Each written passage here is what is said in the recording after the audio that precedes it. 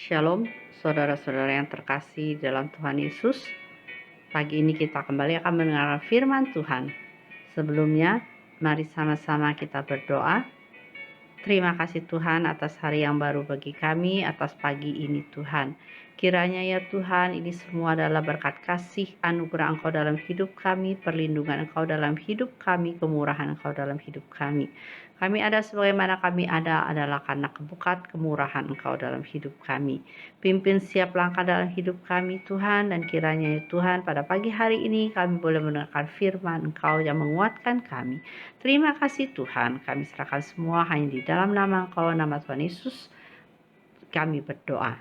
Amin. Firman Tuhan pada pagi hari ini bertemakan tentang siap sedia. Tuhan tidak pernah menjanjikan bahwa hidup Kristen adalah hidup yang terbebas dari masalah, kesulitan, atau tantangan, atau kesesakan, atau pencobaan.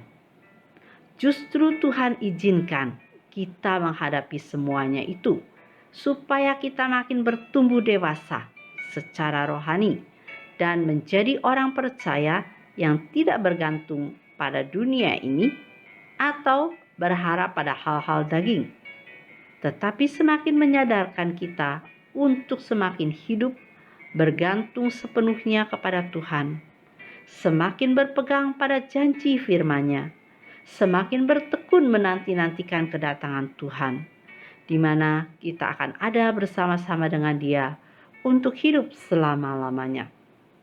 Di dalam Lukas pasal 12 ayat 36 dikatakan, "Dan hendaklah kamu sama seperti orang-orang yang menanti-nantikan tuannya yang pulang dari perkawinan, supaya jika ia datang dan mengetuk pintu, segera dibuka pintu baginya." Yang seringkali menjadi persoalan dan pertanyaan adalah, kapan Tuhan datang untuk menjemput kita dan membawa kita ke tempat di mana Ia berada? Alkitab menyatakan tidak ada seorang pun yang tahu waktunya, karena hari kedatangan Kristus akan datang seperti pencuri. Tugas kita adalah berjaga-jaga dan berdoa, serta dalam keadaan yang selalu siap sedia, supaya ketika Tuhan datang, hari itu menjadi hari yang penuh kemenangan dan sukacita bagi kita, bukan menjadi cerat. Bagaimana menjadi orang percaya yang siap sedia? Yang pertama adalah tetap bekerja bagi Tuhan. Di dalam Lukas pasal 12 ayat 35 dikatakan, "Hendaklah pinggangmu tetap berikat." Pinggang berikat menunjukkan bahwa orang sedang bekerja. Jika kita tidak mau bekerja, jangan berharap kita akan mendapatkan upah. Sebab Tuhan tidak memberikan upah kepada orang-orang yang malas. Upah diberikan kepada mereka yang sungguh-sungguh mau bekerja keras. Mengapa kita harus bekerja? Karena Kristus berkata, "Bapakku bekerja sampai sekarang, maka aku pun bekerja." Itu terdapat dalam Yohanes pasal 5 ayat yang ke-17. Masakan kita tidak mau bekerja dan hanya berpangku tangan? Dunia ini bukanlah tempat untuk kita beristirahat atau bersantai, tetapi dunia adalah tempat untuk bekerja, berkarya, dan mengumpulkan harta surgawi. Bekerjalah bukan untuk makanan yang akan dapat binasa, melainkan untuk makanan yang bertahan sampai kepada hidup yang kekal, yang akan diberikan Anak Manusia kepadamu. Sebab Dialah yang disahkan oleh Bapa Allah dengan meterainya. Oleh karena itu, hendaklah kita harus selalu siap sedia. Yang kedua adalah hidup menjadi terang. Lukas pasal 12 ayat 35 dikatakan, "Dan pelitamu tetap menyala." Karena dunia yang sekarang ada dunia yang diliputi oleh kegelapan. Dan orang percaya dituntut untuk bisa menjadi pelita yang terus menyala di tengah kegelapan. Karena dalam Matius pasal 5 ayat 14 dikatakan, kamu adalah terang dunia. Demikianlah hendaklah terangmu bercahaya di depan orang, supaya mereka melihat perbuatanmu yang baik dan memuliakan Bapamu yang di surga. Namun sering terjadi sebaliknya. Ada orang percaya yang hidupnya tidak menjadi terang, melainkan menjadi batu sandungan. Karena mereka terbawa oleh arus dunia ini dan hidup dalam kegelapan. Padahal Tuhan telah memanggil orang percaya dari kegelapan kepada terangnya yang ajaib.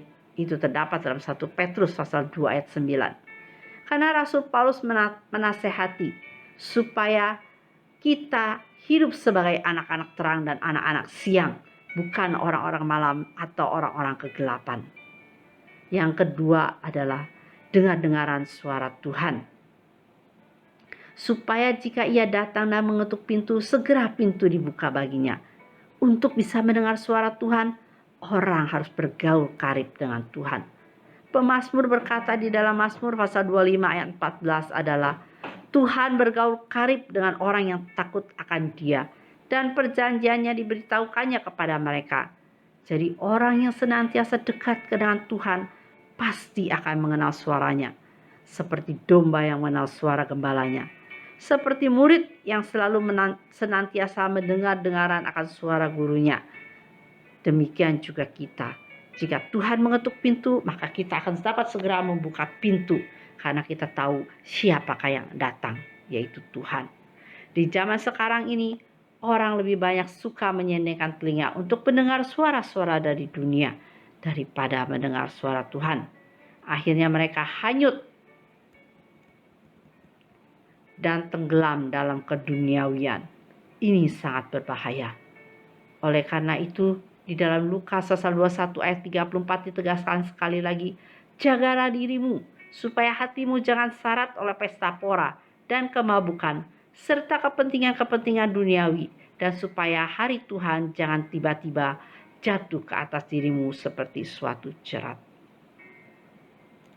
Mari kita harus menyiapkan diri kita.